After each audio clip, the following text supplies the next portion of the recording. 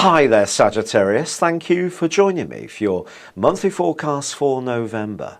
Your personal planet is Jupiter, the largest in the solar system, and the planet which influences optimism, enthusiasm, and also good fortune.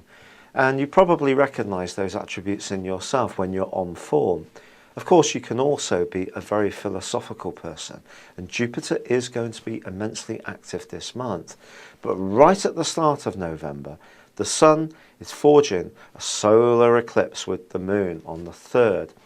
And this is really asking you over the next 6 months to be more conscious of the more sensitive psychological elements of life, to get in touch with your motives and those of other people.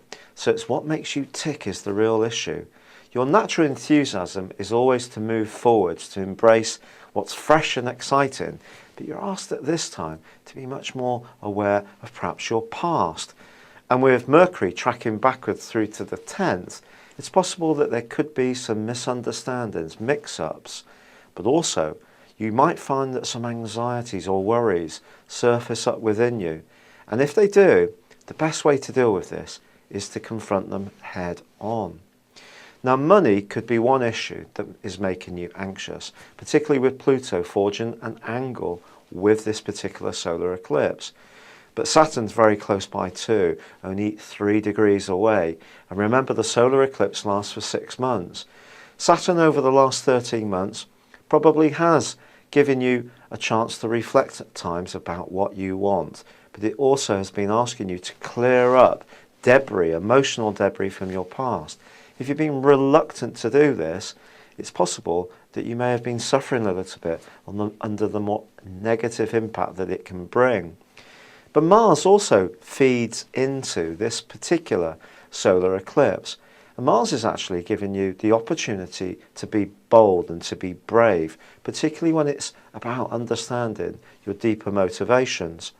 So it's asking you perhaps to reach out to people who have the wisdom to help you. But pride can be a big problem.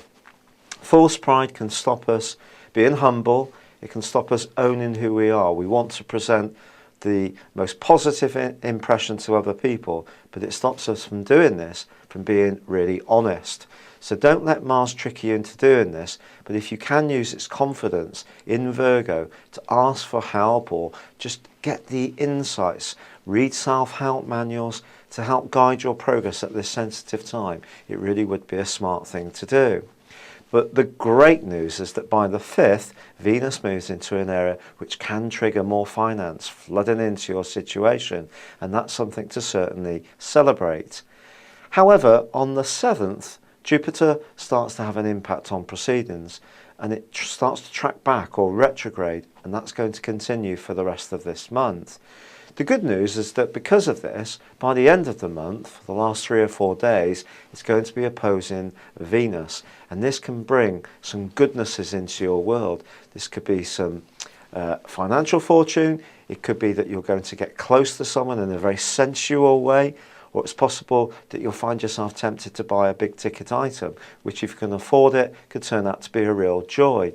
But Jupiter and Venus in opposition can also make us a little bit greedy. And you just need to keep a sense of self-discipline there. However, by the middle of the month, there is a full moon. And this full moon is once again emphasizing the need for you to understand what makes you tick at a deeper level. And if you don't, it's possible that the opposition of others can really start to get under your skin.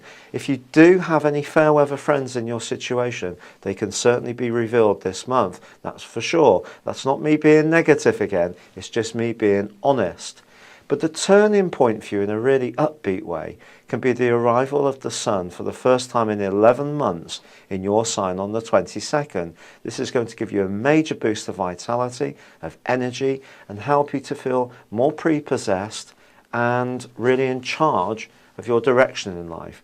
There may be times in the early part of the month when that anxiety does come up.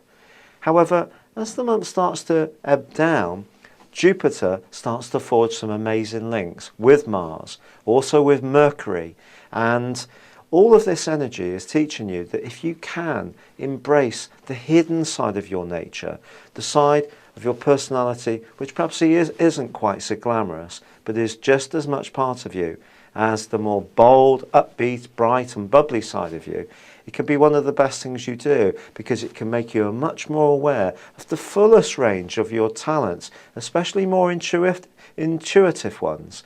And as the month comes to a close, you can let these guide you, along with the extra energy you have, in an absolutely fantastic way. Thank you for joining me. Good luck and goodbye for now.